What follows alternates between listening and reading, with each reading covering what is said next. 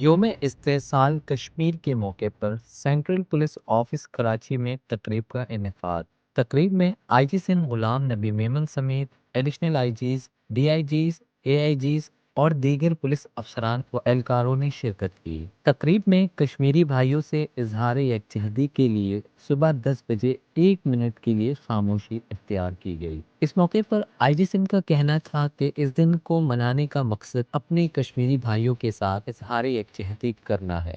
اور یہ 5 اگست کا دن یہ ایک ایسا دن ہے جو کشمیری بھائیوں کے ساتھ ہمیں اس یکجہتی کا بھرپور ثبوت دے کے یہ محسوس کرائیں کہ کشمیر از اے پارٹ آف پاکستان، اور انشاءاللہ یہ جو شعر ہے ہماری وہ برقرار رہے گی۔ کشمیر بنے گا پاکستان۔